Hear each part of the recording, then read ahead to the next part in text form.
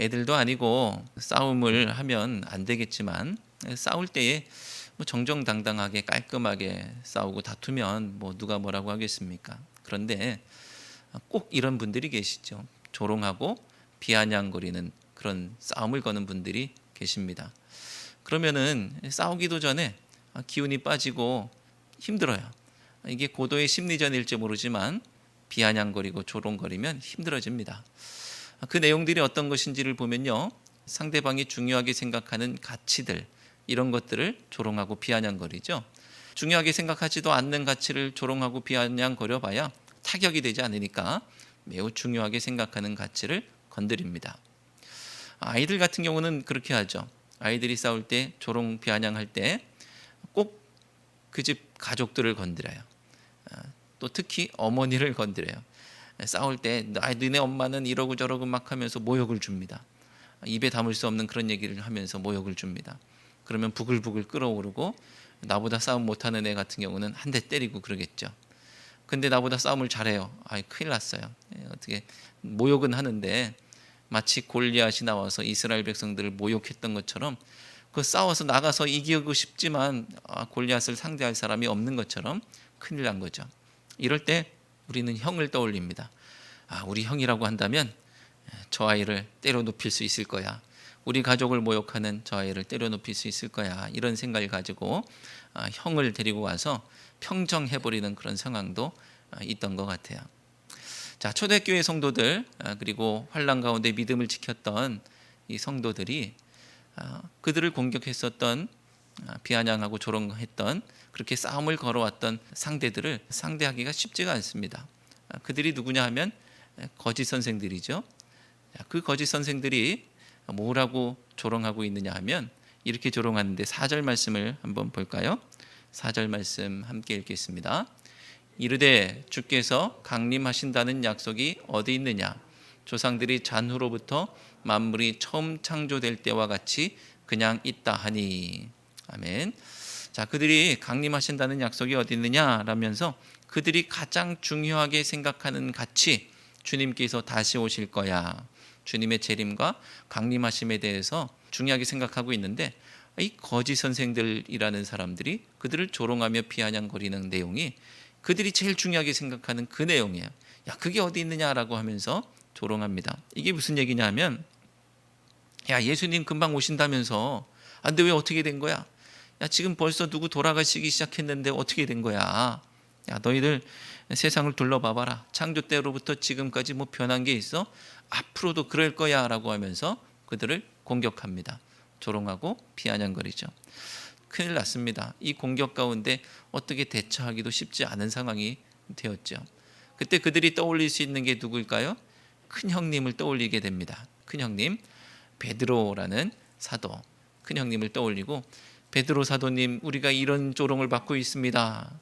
그래서 베드로가 이 베드로 후서를 통해서 그들을 공격하고 거짓 선생들의 주장을 반박하고 교회와 성도들을 지키고 보호하고자 이런 이야기를 펼쳐내는 겁니다. 그래서 오늘 설교를 통해서는 말세에 조롱하는 자들로부터 교회를 보호하고 지키고 또 성도들을 보호하고 지키는 본질적인 신앙의 모습, 이런 것들을 살펴보려고 합니다. 어떻게 하면 교회와 나 자신을 그리고 성도들을 지킬 수가 있는 것일까? 첫 번째, 그것은 무엇이냐면 사도적 신앙을 계승하는 것입니다. 사도적 신앙을 계승하는 것. 자, 2절 말씀을 함께 읽겠습니다. 2절. 곧 거룩한 선지자들이 예언한 말씀과 주 되신 구주께서 너희의 사도들로 말미암아 명하신 것을 기억하게 하려 하노라. 아멘. 기독교의 중요한 가치, 예수님의 재림, 다시 오심, 예수님의 강림하심을 부정했던 사람들은 사도적 신앙 위에 서 있지 않았던 것 같아요. 왜 그렇게 생각하느냐 하면 베드로가 베드로 후서를 왜 기록하는지에 대해서 오늘 1절 2절 말씀을 통해서 밝히고 있는데, 특별히 2절에서는 무엇을 기억하게 하기 위해서라고 말하고 있습니다. 베드로가 무엇을 기억나게 하기 위해서 이 말씀을 쓰고 있어요. 보면 사도들로 말미암아 명하신 것을 기억하게 하려 하노라라고 말씀하고 있죠. 사도들로 말미암아 명하신 것, 그걸 기억나게 하기 위해서 쓰고 있습니다. 그리고 또 그 앞에는 선지자들의 말씀, 선지자들이 예언한 말씀, 이것도 기억나게 하기 위해서 말씀을 쓰고 있다고 해요. 자, 여러분, 사도들과 선지자들은 신약과 구약을 대변하고 있는 사람들인데, 그들은 어떤 사람들이냐면 신앙을 수호하는 사람들, 신앙을 수호했던 사람들이에요. 신앙 수호를 위해서 사투를 벌였던 사람들입니다. 자, 선지자들은 말이죠, 타락한 성전의 제사, 그리고 부패한 왕권으로 말미암은 이방의 종교, 그리고 우상 숭배로부터 이스라엘의 하나님 신앙을 지키고자 했던 사람들이에요. 자, 이 선지자들로 말미암아서 그래도 그나마 우상 숭배와 이방 종교로부터 하나님 신앙을 좀 보호할 수 있었고요, 그들의 중심을 잡아가는 모습을 통해서 그나마 지탱할 수 있었던 이스라엘의 모습이 있었습니다. 그런데 나라가 망했어요. 우상 숭배하다가 나라가 망했습니다. 그래도 선지자들을 통해서 신앙을 회복하고 그 신앙의 회복으로 말미암아서 나라를 회복하고자 하는 그런 노력들, 그것이 결실을 맺게 되는 것이죠. 자, 그러면 사도들은 어떻습니까? 사도들은 성령 강림으로 말미암아 교회가 태동한 이래로 기독교 신앙을 수호했었던 신앙의 수호자들이에요. 이단으로부터 교회를 지키고 핍박으로부터 교회를 지켰던 신앙을 수호했었던 사람들이 바로 사도들입니다. 그러니 이 선지자들과 사도들로 말미암아 교회가 믿음을 지킬 수 있었다고 한다면 그 신앙 위에 서는 것은 너무나 귀한 일이죠. 그런데 여러분, 이렇게 생각하실 수도 있겠습니다. 아니, 교회 나와서 예배드리고 신앙생활하면 되지, 꼭 사도적 신앙을 계승해야 됩니까? 이런 얘기를 하실 수도 있겠어요. 물론 사도적이지 않아도 신앙생활 할 수 있겠죠. 그냥 설렁설렁 할 수도 있을 것이고, 대충 할 수도 있을 것이고, 이런들 어떠하리 저런들 어떠리 하면서 할 수도 있겠죠. 그것이 자기 만족을 위한 것이라면 이렇게 하든 저렇게 하든 상관이 없는 것이죠. 자기 만족을 위해서라면. 하지만 우리의 신앙이 우리의 신앙이 어디 나의 만족을 위한 것입니까? 그렇지 않지 않습니까? 우리의 신앙은 하나님 기뻐하시는 모습으로 서야 하는 것이죠. 그러니까 우리는 그냥 이런들 어떠하리 저런들 어떠하리 이것이 아니고요, 바른 신앙, 바른 믿음, 바른 고백 위에 서야 하는 거예요. 그래야 하나님께서 기뻐하시는 것이죠. 그리고 더더군다나 우리의 신앙이라는 것이 하나님도 기뻐하셔야 되지만 나의 구원과 연결되어 있지 않겠습니까?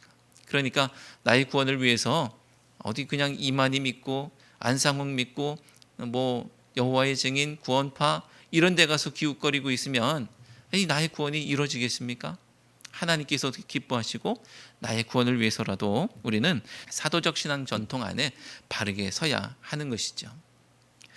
자, 이렇게 말씀드리면 또 어떻게 믿는 것이 사도적 신앙 전통 안에 서는 것이냐, 어떻게 믿는 것이 사도적 신앙을 계승하는 것이냐라고 묻는 분도 계실 수 있죠. 이 이야기는 상당히 교회 역사와 교리의 역사와 이런 것들을 다 다루고 성경을 연구하고 도출해야 하는 이야기이겠지요. 그러니까 상당히 긴 이야기지만 그래도 우리가 그 긴 이야기를 다 할 수 없어도 우리가 쉽게 이렇게 하면 됩니다라고 말하는 그것이 있는데, 그게 뭐냐 하면 우리가 사도신경을 고백하고 있다면 사도적 신앙 위에 서 있다라고 말할 수 있겠죠. 자, 그리고 우리 주곡교회에서 함께 예배드리고 신앙생활하고 있다고 한다면 내가 사도적 신앙 위에서 바른 믿음 위에 바른 신앙 위에 서 있다라고 그렇게 보셔도 괜찮아요. 다른 교회 설교를 듣고 다른 교회 가서 예배하고 그럴 수도 있겠죠. 그런데 그것이 내 심령에 약이 되는지 독이 되는지 내가 어떻게 분별할 수 있겠어요? 방송에 나오고 다른 데 누가 좋대라고 해서 가보고 기웃기웃 거려보는데 그것이 독이 되는지 약이 되는지 알 수도 없고, 사도적인지 아닌지 알 수가 없고, 바른 믿음에 서 있는 것인지 분간할 수가 없습니다. 그러니 우리 사도신경을 고백하고 우리 조국교회에서 함께 예배드리며 주교교회 강단을 통해서 선포하는 하나님의 말씀에 아멘하고 결단하고 서게 될 때에 그것이 바로 사도적 신앙을 계승하는 바른 믿음 위에 서 있는 것이구나라고 기억하시고 고백하는 우리 모두가 되기를 바랍니다. 말세에 조롱하는 자들로부터 교회와 성도, 나 자신을 지킬 수 있는 신앙의 본질적인 모습, 두 번째는 내 마음대로 살지 않는 거예요. 내 마음대로 살지 않는 겁니다. 3절 말씀을 함께 읽겠습니다. 3절, 먼저 이것을 알지니 말세에 조롱하는 자들이 와서 자기의 정욕을 따라 행하며 조롱하여. 아멘. 조롱하는 자들의 특징이 있는데 그 특징이 어떤 것이냐면 오늘 말씀 보면 정욕을 따라 행한다라고 하고 있습니다. 이 사람들은 정욕을 따라 행하는 사람들이에요. 저는 이해가 안 되는 것이 하나 있습니다. 자기 마음대로 살려면 왜 교회를 나올까? 이런 거예요. 내 마음대로 살겠다고 그렇게 떵떵거리는데 왜 교회 나오지? 이런 생각이 들어요. 교회 나왔다는 것은 최소한 인생을 내 마음대로 살 수 없고 내 마음대로 살아서도 안 된다는 결론이 났을 때, 이것이 내가 교회 나와서 하나님의 뜻으로 살아가야 되겠구나라는 결론이 났을 때 교회 나와서 신앙생활 하는 것 아니겠습니까? 물론 구도자의 모습으로 내가 하나님의 말씀이 진리가 어떤 것인지를 나와서 살펴볼 수가 있겠죠. 그럴 때는 아직은 내 마음대로 살 수 있어요. 누가 뭐라고 하지 않습니다. 교회 등록했지만 아직은 알아가는 과정이고 나는 새 가족이고 믿음이 약한 사람이니까 내 마음대로 살 수도 있겠죠. 그런데 신앙의 연수가 오래됐어요. 그리고 누구도 그 사람은 믿음이 있는 사람이고 직분으로 따질 수도 있겠죠. 그런데 그 사람이 내 마음대로 살아가요. 근데 왜 교회 나올까? 이 궁금한 것이죠. 예배 출석도 내 마음대로, 또 중요한 결정도 내 마음대로. 중요한 결정을 할 때 내 지식과 경험대로 해요. 그리고 세상의 현자들을 찾아다녀요. 지식인들을 찾아서 도움을 받습니다. 그런데 하나님께 여쭙지는 않아요. 내 마음대로 합니다. 교회 나와서 신앙생활을 한다는 것은 내 삶의 주도권을 하나님께 드린다는 것 아니겠습니까? 그리고 내 인생의 운전대를 하나님 앞에 맡긴다는 것 아니겠습니까? 그런데도 불구하고 내 마음대로 산단 말이죠. 내 지혜로 안 된다는 고백, 그리고 내 능력으로 안 된다는 고백, 그것이 내가 하나님 앞에 나와 믿음을 고백하는 것인데, 그럼 가장 지혜로우시고 못할 것이 없으시고 그리고 가야 할 길을 밝히 아시는 하나님께 내 인생과 의지와 생각과 내 계획을 맡겨드려야 하는 것이죠. 그래서 하나님의 뜻이 무엇인지 여쭙고, 그리고 주장하기보다는 귀를 기울이는 것이, 그것이 바로 기도와 성경 읽기의 핵심 아니겠습니까? 여러분의 신앙생활에 이것이 없다면 여러분은 아직도 여전히 세속적인 사람에 불과한 거예요. 아직도 세속적인 사람입니다. 이것은 기도를 몇 시간 했느냐, 자기 의를 드러내는 것과 관련되어 있는 얘기가 아니에요. 내가 얼마나 세속적인지 철저히 깨닫고 다 비워내고 하나님의 뜻으로 충만해야 한다는 얘기입니다. 우리는 우리의 기도 시간이 얼마나 세속적인지 너무나 잘 알지 않습니까? 내 기도를 들여다보면 내 기도가 얼마나 세속적인지 누구보다도 내가 더 잘 알고 있어요. 우리의 성경 읽기를 보면 내가 성경 읽을 때도 마찬가지죠. 이것이 하나님의 진리의 말씀이구나라고 아멘하고 밑줄을 걷는 것이 결국 내 욕심을 채워주는 말씀들일 때가 너무나 많습니다. 그런 것을 보면서 내가 아직도 여전히 세속적인 사람이구나라는 것을 우리는 너무나 잘 알죠. 이 일을 대수롭지 않게 여긴다고 한다면 베드로 후서에 나오고 있는 이 자기의 정욕을 따라 살고 있는 이 사람들의 모습, 그게 나와 다르지 않습니다. 거짓 선생과 나는 다를 바 없는 사람이에요. 그렇다고 한다면 그들처럼 나도 멸망할 존재라는 것이죠. 베드로가 밤새 그물을 내렸지만 물고기를 잡지 못했습니다. 그래서 날이 새고 그물을 정리할 때 깊은 곳에 가서 그물을 내리라고 하는 예수님의 말씀을 듣게 되죠. 평소 같았으면 이거 말도 안 되는 얘기, 뭘 모르는 사람의 얘기로 치부했겠지만 그날따라 베드로가 예수님의 말씀에 순종하여서 깊은 데로 가서 그물을 내렸어요. 그랬더니 그물이 찢어질 정도로 물고기를 많이 잡게 됩니다. 자, 그리고 베드로는 결단을 하죠. 내 인생은 내 생각대로 살 것이 아니구나. 누구의 뜻대로 살아야 돼요? 이제 예수님의 뜻대로 살아야 되겠구나라고 결정을 합니다. 그리고 예수님을 따라서 길을 나선 것이죠.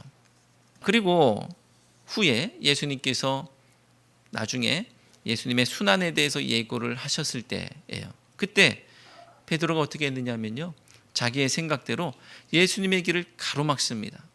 예수님의 길을 가로막습니다. 그랬더니 예수님께서 뭐라고 하세요?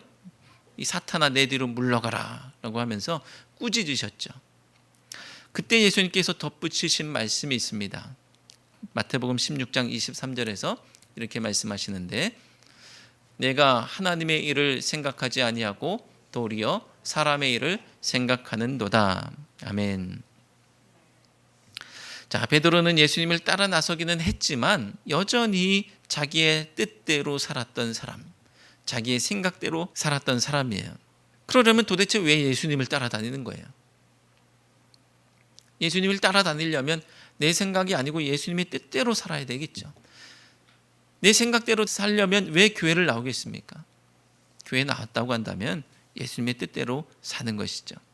베드로는 자기의 그 경험을 통해서 자기 마음대로 사는 것이 아니라 하나님의 일을 생각하며 하나님의 뜻대로 살아야 한다는 것을 깨닫고, 그리고 성도들에게 그것을 전하고 있는 것입니다.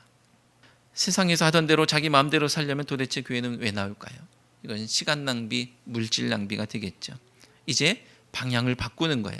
세상에서 하던 대로 교회 와서 사는 것이 아니라 교회에서 하던 대로 세상에 가서 사는 거예요. 서로를 위해서 희생하고 사랑하고 헌신하던 그 모습 그대로 세상에 나가서, 학교에서, 직장에서, 그리고 나의 삶의 터전에서 그렇게 살아나가는 겁니다. 교회에서 하나님의 뜻을 알려고 귀 기울이고 그 말씀에 순종하려고 하는 것처럼 세상에 나가서도 하나님의 뜻대로 살려고 하는 거예요. 그때 세상의 사람들이 우리가 왜 교회 다니는지 알게 되는 겁니다. 그 전까지는 아니 저 사람들은 왜 교회 다니지? 자기 마음대로 자기 뜻대로 자기 감정대로 살려고 하면 왜 교회 다니지라고 궁금했던 사람들이 우리가 교회에서 하던 대로 세상에 나가서 할 때에 그들이 저 사람들이 그래서 교회 다니는구나 라는 사실을 알게 되죠. 하나님의 말씀이 통치하는 하나님 나라를 확장하기 위해서 세상의 가치를 버리고 하나님의 뜻, 하늘 가치로 살기 위해서 자기를 조율하고 끊임없이 자기를 복종하기 위해서 교회에 다닌다는 사실을 세상의 사람들이 알게 되는 것입니다. 사랑하는 성도 여러분, 내 마음대로 살지 않고 하나님의 뜻대로 사는 우리 모두가 되시기를 주님의 이름으로 축원합니다. 말세에 조롱하는 자들로부터 교회와 성도, 나 자신을 지킬 수 있는 본질적인 신앙의 모습, 세 번째는 상황이 아니라 말씀을 신뢰하는 것입니다. 상황이 아니라 말씀을 신뢰하는 거예요. 조롱하는 자들이 교회에 와서 성도를 어떻게 공격하고 조롱했는지 4절 말씀을 통해서 우리가 익히 봤죠. 4절 말씀에서 주께서 강림하신다는 약속, 이게 어디 있느냐라고 조롱했었어요. 이 말씀은 도대체 성경 속에 그 말씀이 어디 있어? 나 잘 모르겠으니까 알려줘. 궁금해. 이런 얘기일까요? 그들이 이걸 몰라서 이렇게 말하는 것일까요? 이 사람들도 알 만큼 아는 사람들이에요. 잘 알죠. 그러니까 성경을 가지고서 막 주장하면서 자신들의 생각들을 주장하면서 이단의 잘못된 길로 빠뜨리는 것이죠. 이들도 다 알아요.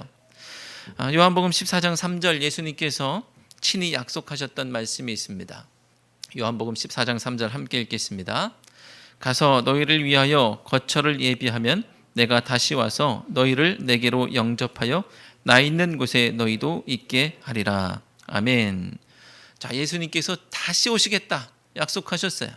그리고 사도행전 1장 11절에서 승천하시는 예수님을 바라보는 제자들에게 천사가 와서 말합니다. 함께 읽겠습니다. 이르되 갈릴리 사람들아 어찌하여 서서 하늘을 쳐다보느냐? 너희 가운데서 하늘로 올려지신 이 예수는 하늘로 가심을 본 그대로 오시리라 하였느니라. 아멘. 그들이 나 잘 모르니까 어디에 이 말씀이 있는지 좀 알려줘 라고 하면 이렇게 알려주면 되겠지만 그들은 이걸 몰라서 하는 얘기가 아니고요. 이 말 뜻은 뭐냐면 그 말씀 도대체 어떻게 된 거야? 이 얘기예요. 야, 예수님 다시 오신다고 했는데 지금 어떻게 된 거야? 안 이루어지고 있지 않냐? 이런 얘기입니다. 아니, 벌써 형제들 중에 죽는 사람도 생겼고 만물이 창조 때로부터 지금 변화가 없는데 앞으로도 그럴 것 같은데, 야, 이거 어떻게 된 거냐? 말 그대로 조롱하고 있는 것입니다. 그런데 여기에는 그럴싸한 가짜 뉴스가 있어요. 가짜 뉴스. 무슨 얘기냐면요, 조롱하는 자들이 주장하는 내용들은 정말 그들의 주장처럼 만물이 처음 창조될 때와 같이 그냥 있습니까? 만물이 처음 창조될 때처럼 그냥 그대로 있는 거예요? 아니죠. 그 사이에는 어마어마한 대단한 일이 있었습니다. 베드로가 그것을 밝히고 있는데요, 5절 6절 말씀을 통해서 이유를 밝힙니다. 세상은 하나님께서 말씀으로 창조하셨듯이, 그래서 하나님께서 말씀하시니까 물이 한 곳에 모이고 땅이 드러나고 그런 일들이 벌어졌었죠. 그리고 그와 동일하게 말씀으로 이 세상을 심판하실 때 물로 심판하셨던 겁니다. 노아의 홍수 때 옛 세상을 그렇게 심판했죠. 5절 6절 말씀도 함께 읽겠습니다. 이는 하늘이 옛적부터 있는 것과 땅이 물에서 나와 물로 성립된 것도 하나님의 말씀으로 된 것을 그들이 일부러 잊으려 함이로다. 이로 말미암아 그때의 세상은 물이 넘침으로 멸망하였으되. 아멘. 노아 홍수 때 천지가 개벽할 정도의 큰 변화로 심판을 받았는데, 아니, 창조 때로부터 바뀐 게 하나도 없다고 하는 것은 성경을 몰라서 그러는 것일까? 아니죠. 하나님의 말씀을 폄훼함으로 일부러 외면하는 것. 그래서 오늘 성경 본문은 분명하게 답을 주고 있죠. 5절 끝에서 그들이 일부러 잊으려 함이로다. 모르는 바가 아닙니다. 일부러 잊는 거예요. 범죄한 옛 세상이 심판받는 것을 외면해야 자기들이 받을 심판도 피할 수 있다고 생각해서 그러는 것인지 모르겠지만, 7절 말씀을 보면 그들이 외면한다고 해서 그들이 받을 심판을 피할 수 있는 것은 아닌 거예요. 7절 말씀을 함께 읽겠습니다. 이제 하늘과 땅은 그 동일한 말씀으로 불사르기 위하여 보호하신 바 되어 경건하지 아니한 사람들의 심판과 멸망의 날까지 보존하여 두신 것이니라. 아멘. 하늘과 땅을 보존해 두셨다고 합니다. 조롱하는 자들이 볼 때에는 세상이 보존되고 있는 상황을 가만히 보니까 말씀이 이루어질 것 같지가 않은 거예요. 보존되고 있으니까 말씀이 이루어질 것 같지가 않아요. 하지만 영원히 그렇습니까? 영원히 그런 것이 아니죠. 언제까지 그렇다고 해요? 오늘 말씀 보면 세상이 아직 보존되고 있는 것은 경건하지 않은 사람들이 심판받을 때까지만 이라고 말씀하고 있어요. 그냥 영원토록 보존되고 있는 게 아니에요. 하나님께서 보존하고 계시는 이유가 있는데, 그것은 경건하지 않은 자들이 심판받을 때까지, 그들이 돌아올 때까지는 일단 기다리고 계시는 거예요. 중요한 것은 과거나 지금이나 창조하셨을 때처럼 그때와 마찬가지로 심판하실 때도 마찬가지로 말씀으로, 동일한 말씀으로 그렇게 하신다라는 겁니다. 결국 이루어지는 것은 하나님의 말씀이라는 거예요. 거짓 선생들은 가만히 보니까 보존되고 있으니까 이거 심판 없을 것 같은데, 이 상황을 보니까 심판 없을 것 같아. 하지만 말씀이 이루어지는 거예요. 상황이 이루어지는 것이 아니고, 가만히 상황을 보니까 그것이 아니고 말씀을 가만히 보니까 이게 이루어지겠구나, 이 고백이 돼야 되는 것이죠. 여러분, 고속도로를 타면 내가 서 있는 줄만 안 가고 옆에 줄만 잘 가요. 그러지 않아요?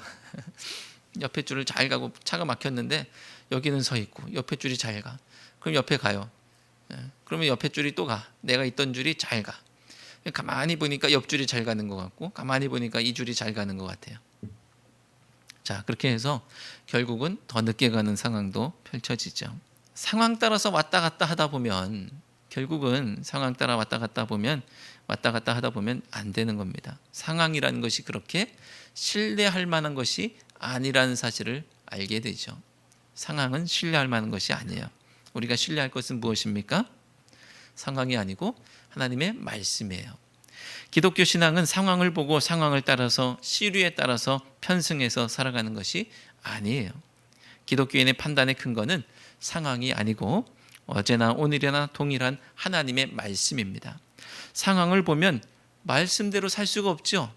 상황을 보면 도저히 하나님의 말씀대로 산다는 것은 불가능해요. 그렇다고 일부러 하나님의 말씀을 외면합니까? 일부러 하나님의 말씀을 잊어버립니까? 5절 끝에 있는 말씀처럼 그들이 일부러 잊는 그 모습이 우리의 모습이 되어야 되겠습니까? 그럴 수가 없는 것이죠. 하나님의 말씀, 그것을 의지하는 것이 성도의 삶이에요. 우리가 신뢰할 수 있고 신뢰해야 하는 것은 상황이 아니라 어제나 오늘이나 동일한 하나님의 말씀인 줄로 믿습니다. 사랑하는 성도 여러분, 사도적 신앙을 계승하시고 내 마음이 아니라 하나님의 뜻대로 사시고 상황이 아니라 하나님의 말씀을 신뢰하는 참된 성도가 되시기를 주님의 이름으로 축원합니다. 기도하시겠습니다. 하나님, 저희들의 신앙의 중심이 바로 서 있지 않을 때 조롱하는 자들 앞에서 무력할 수밖에 없음을 고백합니다. 각종 이단 사설이 저희를 흔들어댈 때 무너지기 쉽고 내 마음의 중심이 사사로운 욕망으로 가득 차 주의 뜻대로 서지 못하며 상황과 시류에 이리저리 흔들릴 수밖에 없는 저희의 연약함을 고백합니다. 저희를 바른 신앙 위에 하나님의 뜻 위에 영원히 동일한 하나님의 말씀 위에 견고히 세워 주옵소서. 조롱하는 자들이 부끄러워 꼬리 내리고 한 걸음에 도망치게 하시고 영광스러운 길 위에서 한치도 흔들리지 않는 저희가 되게 해 주옵소서. 예수 그리스도의 이름으로 기도드리옵나이다. 아멘.